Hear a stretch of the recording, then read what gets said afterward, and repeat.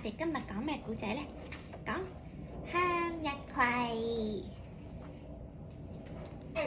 嗱，太陽呢係喺宇宙中地球運行嘅主宰嚟個噃。地球係圍住太陽轉㗎。地球上呢所有嘅生物嘅成長呢都離唔開太陽㗎喎。嗱，咁喺咁多生物裏邊呢，有一種植物呢，就係因為向陽而額外出名㗎噃。向陽係咩意思啊？佢成日都向住太陽㗎。咁呢種植物呢係咩嚟嘅呢？就係向日葵啦。嗱，向日葵呢，佢有第二個名㗎喎，叫做朝陽花。咁佢係一種好常見嘅向光性植物嚟嘅。咩叫做向光性植物啊？即係咧，佢會成日個面咧，佢就係對住嗰啲光㗎，佢追光㗎，係咯。咁咧，向日葵咧，佢而家咧係一種人見人愛嘅植物嚟㗎。不過咧，喺最初好耐以前咧，佢只不過係北美洲一種非常之唔起眼嘅野草嚟嘅啫噃。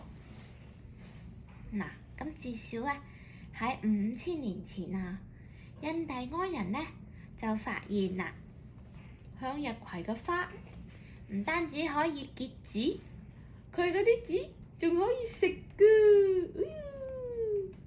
瓜子，嗰隻瓜子啦。咁於是咧，印第安人咧就開始到處咁樣種咯噃，種下，向日葵咧就成為咗全美洲好流行嘅一種莊稼啦。咁咧有一種好鍾意花，第一種佢鍾意花嘅阿茲特克人啊，可能咧就係最先成為向日葵 fans 嘅一個族群嚟嘅噃。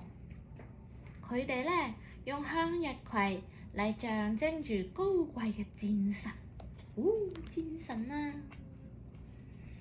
咁咧喺宴席上面咧，就只有高級嘅客人咧 ，VIP 客人先至可以擁有㗎。嗱，咁呢種來自於美洲嘅花，又點樣開勻全世界嘅咧？咁最先咧帶住向日葵作為酒嗰個人咧，係西班牙人嚟㗎。咁話說咧，喺15世紀末，西班牙人咧，佢哋咧就開始探索美洲大陸啦。周圍去逛下睇下有咩好嘢喎。咁咧經過佢哋一輪探險，有大量嘅生物種就俾佢哋帶返去歐洲嗰度啦。咁其中咧又包括向日葵喎。咁由於咧向日葵生得好靚啦，佢哋咧仲會隨住太陽擺動啦。咁歐洲人咧，佢哋咧就徹底咁樣愛上咗向日葵啦。啲人咧唔單止將佢種喺花園嗰度，記喺書裏邊，仲開始打造咧一種向日葵文化噃。咁古希臘咧曾經有過一個咁嘅神話。神話係乜嘢啊？神話以前啲故事咯，關於神嘅故事。咁呢個神話咧就講咩咧？就講水中嘅仙女克里提厄就俾太陽神劈腿啊，劈腿，真係衰啊！太陽神。咁佢咧呢個仙女咧就挽回唔到愛人嘅心，咁佢好痴情喎。佢連續9日咧都唔飲唔食，日咧就淨係望住太陽。咁最終佢就化身成為咗一棵向陽嘅天芥菜。冇錯。咁原本咧呢個咧係一個好凄美嘅故事嚟嘅，但係咧等到向日葵咧越嚟越火，大家都知道向日葵故事裏邊嘅天芥菜咧就俾向日葵取代咗啦。嗱，文學家咧同藝術家咧，佢哋亦都好大略咁樣渲染向日葵對太陽嘅專一喎。咁最終咧，向日葵就同忠貞不渝嘅愛情咧畫上咗等號。咦？向日葵唔通佢嘅花語係忠貞不渝嘅愛情？好啦 ，anyway， 好啦咁啊，講翻轉頭啦嚇，咁呢個時期咧，向日葵咧就已經去到中國咯噃。嗱，明朝咧有本書，嗰本書嘅名叫做《路書》，中裏邊咧有咁樣記載嘅喎：其大如盤，朝暮向日，結子在花面，一如蜂窩。不過咧，中國咧就非常之地大物博嘅，所以咧向日葵咧去到中國咧，就啲人就唔覺得係啲咩大不了嘅嘢嚟啦，佢嘅存在感咧非常之低。咁但係咧，無論喺東方定係喺西方咧，向日葵咧一開始嘅時候咧，主要咧都係作為觀賞用嘅，嗱，即係俾人睇嘅，靚靚啊嘛，俾人睇咯。咁咧真正得到大面積嘅推廣咧，都係因為佢嗰啲向日葵嘅籽可以食。咁咧，由於葵花籽咧就好多油喺裏邊啦，咁樣歐洲人咧就喺18世紀咧就識得點樣用葵花籽嚟榨油啦，係啦，佢哋攞嚟榨油啊！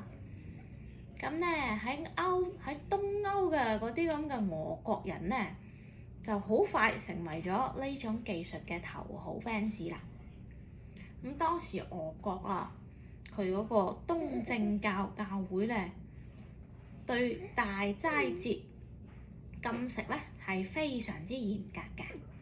呢一個咧係一個基督教徒一個守齋嘅節日，為期40日，係啦。題外話，好啦，咁咧喺呢個話說咧喺呢個咁嘅齋戒節日裏邊咧，嗰啲油燻嘅食物咧一律都係禁止食用嘅，唔俾食㗎。咁咧，但係咧葵瓜子油咧，可能因為咧引入嘅時間比較遲啦，就變成漏網之魚喎，幸免咗咯喎。咁啊，即係咧啲人喺齋戒嘅時候咩都唔得食啦，唔得食油啦，唔得食肉啦，但係可以食葵瓜子油咩？咁咧嗰啲佢哋好肚餓噶嘛，齋戒。咁咧俄國人咧就發現呢個秘密之後咧，就開始好瘋狂咁樣種向日葵啦。結果咧唔到半個世紀，就將俄國就成為咗當時最大最好嘅向日葵生產國啦！哇 ，number one！ 咁咧有咗呢個榜樣嘅力量，其他國家咧就自然就喺度效仿佢哋啦。向日葵咧就開遍咗全世界啦。咁如今咧，向日葵咧就成為咗世界上4大食用油嘅作物之一啦。咁邊4大食用油啊？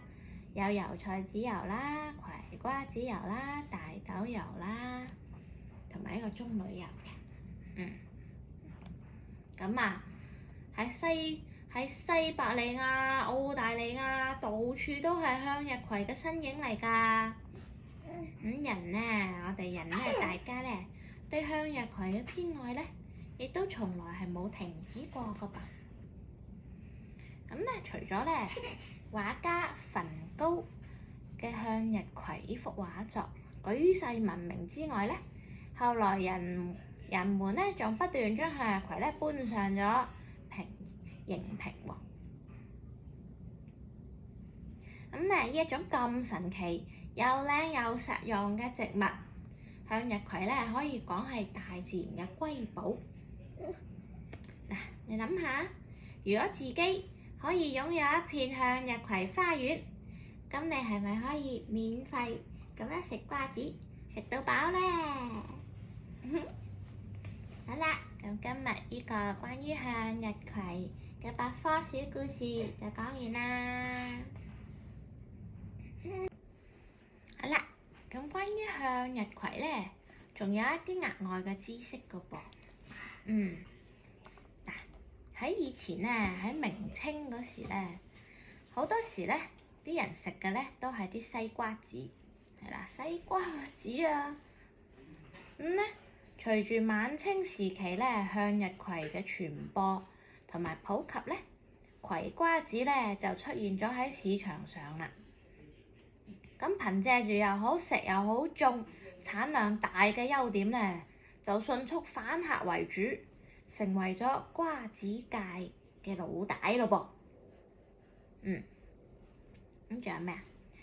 向日葵咧，雖然咧佢個名咧向日，但係咧就唔係成世咧都會跟住太陽轉嘅。咁事實上咧就係佢只係會喺未開或者係啱啱開咗花苞嘅時候咧，先至會跟住個太陽轉㗎。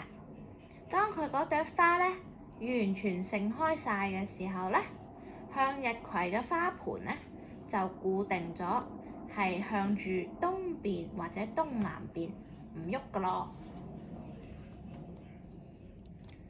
嗱，向日葵咧，佢係屬於菊科㗎噃。咁按植物分類嗰種規律咧，本來應該咧就叫做向日菊。咁之所以叫做向日葵咧，係因為咧啱啱喺傳入嚟中國嘅時候咧，啲古人咧就覺得佢同一種叫做冬葵嘅本土植物一樣咁鍾意追日，所以咧先至用葵字嚟命名嘅。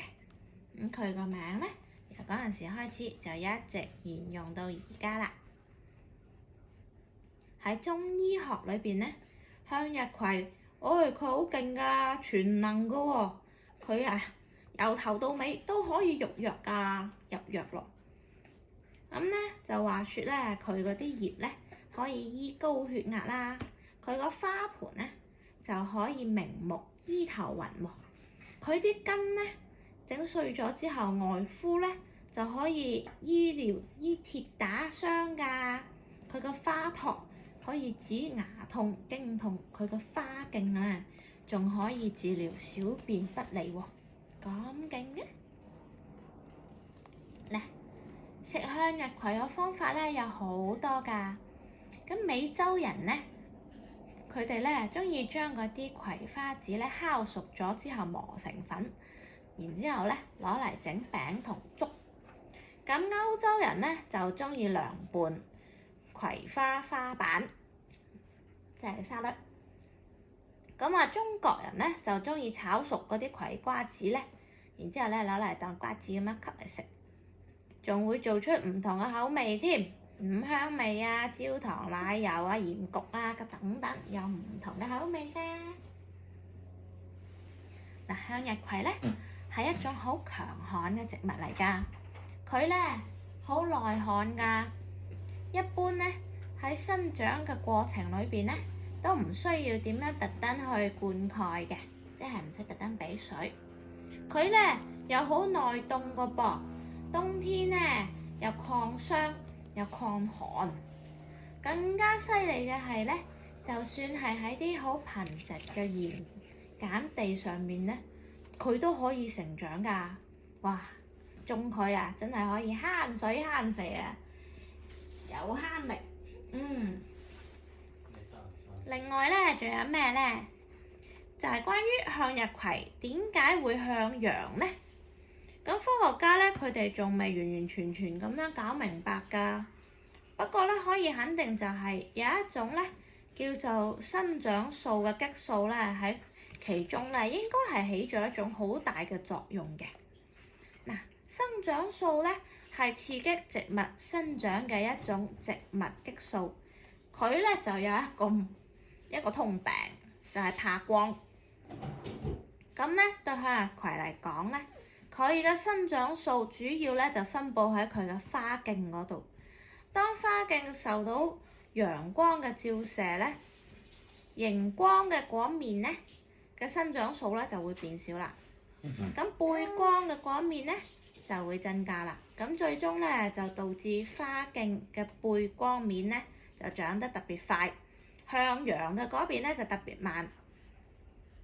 咁成棵向日葵咧就轉咗過去對住太陽啦。咁所以咧，如果我哋仔細啲觀察一下咧，嗰啲豌豆啊，嗰啲爬藤類植物咧，咁你會發覺咧，呢一類嘅植物咧，佢哋嘅頂嗰度咧，都係會有一支跟住太陽轉嗰種趨勢嘅。佢哋嘅原理咧，同向日葵咧係一樣嘅噃。好啦，咁向日葵第二日又點樣將佢個面轉翻嚟嘅東面咧？咁其實咧就係喺夜晚黑嘅時候咧，就慢慢咁樣將個頭咧轉翻去嘅。咁對於呢種咁嘅現象，科學家咧就懷疑可能係生長素同向日葵嘅生物鐘共同調節嘅一個結果。除此之外咧，喺陰天啊、落雨天咧，只要唔俾啲風吹歪咧，向日葵咧一般都係就咁對住東面或者東南邊嘅。咁而喺成熟咗之後咧，佢咧就唔會再受到生長素嘅影響噶啦，就唔會再轉嚟轉去噶啦。好啦，故事講完啦。小朋友今日學咗啲乜嘢咧？我哋學咗向日葵，係咪啊？今日又增加咗知識啦喎。係我哋成長嘅一個好好嘅證明嚟㗎。咁下一次我哋再講個其他嘅故事啦。